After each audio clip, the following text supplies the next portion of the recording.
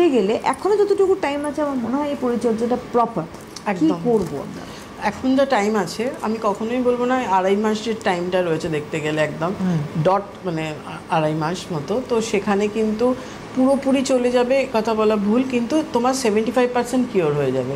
আর কারুর ক্ষেত্রে হয়তো পুরোটাই চলে যেতে পারে, কারণ ওশিয়া হার্বালসের যে মানে স্পটের জন্য, অর্থাৎ স্পট বলতে যে কোনো রকম স্পটকে আমরা বলতে পারি, সেটা ব্লেমিশের স্পট হতে পারে। ব্লেমিশের স্পট বিভিন্ন ধরনের হয়, সেটা একনি বসে গিয়ে কিংবা আপনি নখ দিয়ে খুঁটে দাগ পড়ে গেছে, ট্যান হয়ে দীর্ঘদিন ট্যান হয়ে পুড়ে গেছে, মেছেদার দাগ, পিগমেন্টেশন, ফ্রেকলস, যে কোনো রকম আপনার স্কিনে দাগ হোক না কেন, সেই দাগটা কিন্তু পুরোপুরি নির্মূল করে কিন্তু ওশিয়া হার্বালসের আজকে পাপায়া রেঞ্জটা।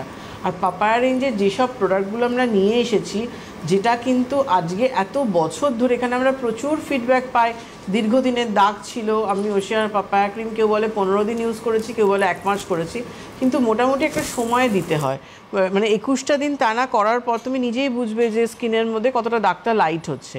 কারণ একটা দাগ যখন পরে স্কিনে, ওটা একদিনে আসে না, সুতরাং যাওয়াটাও কিন্তু 1 দিন 2 দিনে আপনার স্কিনের স্পটটা যাবে না। কিন্তু অনেকের ধারণা থাকে যে মুখে একবার মেছেদার দাগ পড়ে গেলে সেটা বোধহয় যাবে না, এই ধারণাটা কিন্তু ভুল। ওশিয়া সেটা প্রুফ করে দিয়েছে। আমাদের যে পাপায়া রেঞ্জ রয়েছে, ধরো আমাদের ওশিয়া হার্বালসের পাপায়া ক্লিন অ্যান্টি ব্লেমিশ যে ফেস ওয়াশ, এই ফেস ওয়াশটাকে আমরা দুভাবে এনেছি, একটা নর্মাল ফেস ওয়াশ আছে আর একটা হচ্ছে ফোমিং ফেস ওয়াশ আছে। এই যে পাপায়া যে ফেস ওয়াশটা, নর্মাল ফেস ওয়াশটা হচ্ছে এটা ক্লিনিংয়ের সাথে সাথে এক্সেস অয়েলটা বার করে দেয়, কিন্তু ফোমিং ফেস ওয়াশের কাজ হচ্ছে যে কোনো রকম ফোমিং ফেস ওয়াশই সেটা ময়েশ্চারটাকে কিন্তু লক করে। ফোমিং ফেস ওয়াশ আমরা দুটো পাই, একটা পাপায়া রয়েছে, একটা আমাদের ভিটামিন সি রয়েছে।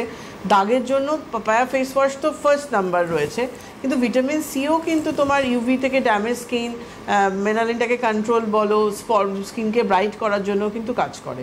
কিন্তু পাপায়া ফেস ওয়াশ যেহেতু মুখে পার্টিকুলার ধরুন আপনার গালের এখানটা একটা ব্লাশনের মতো ব্রাউন হয়ে গেছে, সেখানের জন্য আপনি যে কি করবেন সেটার জন্য কিন্তু অবশ্যই ওশিয়া হার্বালসে, আচ্ছা তুমি নিয়ে না, তারপর আমি বলছি। আমরা বরং আসছি আলোচনা। হ্যালো হ্যালো, নমস্কার, কে বলছেন? আমি সুলেখা ধর বলছি কোচবিহার থেকে। হ্যাঁ বলুন। বলুন।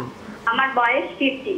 হ্যাঁ, কিন্তু আমার ভীষণ ড্রাই স্কিন, ভীষণ, আর গালের দুপাশে ভীষণ সানস্পট। আমি ড্রাই স্কিনের জন্য কিছু করতে চাই।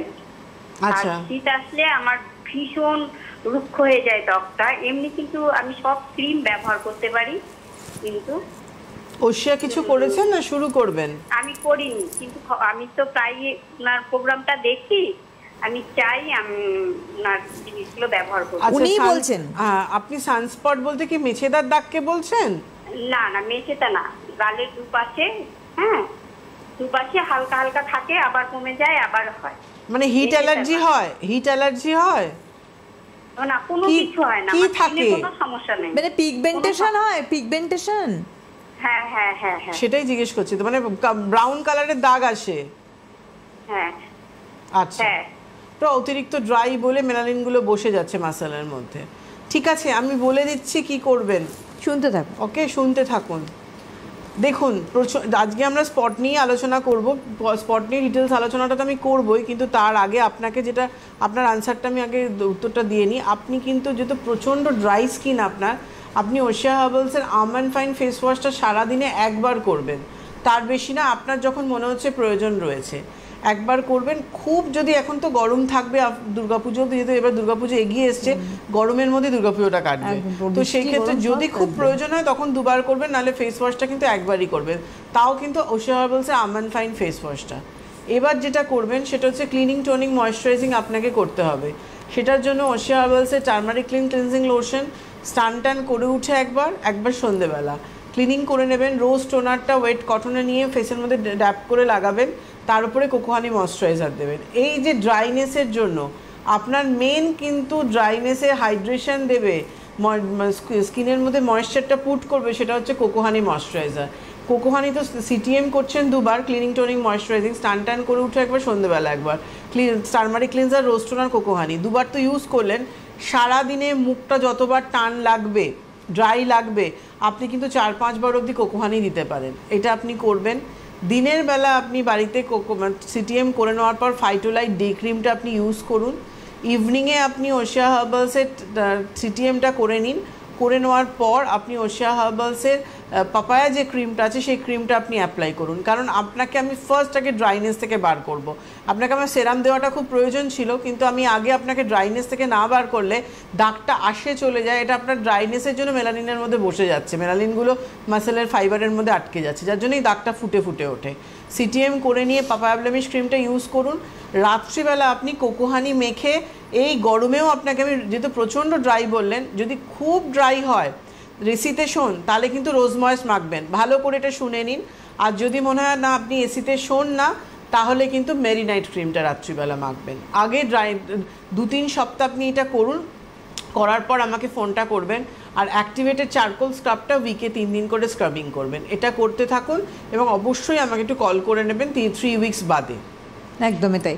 আচ্ছা, আমরা যে আলোচনা যেখানে আমরা ছিলাম, দেখো আমরা আজকে স্পট নিয়েই আছে। ধর ড্রাই স্কিন যাদের হয় তাদের স্পটটা কিন্তু আরও বেশি পড়ে, যার জন্য কি অতিরিক্ত ড্রাই বলে আমি ওনাকে আমান ফাইন দিলাম, কিন্তু এছাড়া ধর এমনি নর্মাল টু ড্রাই আছে।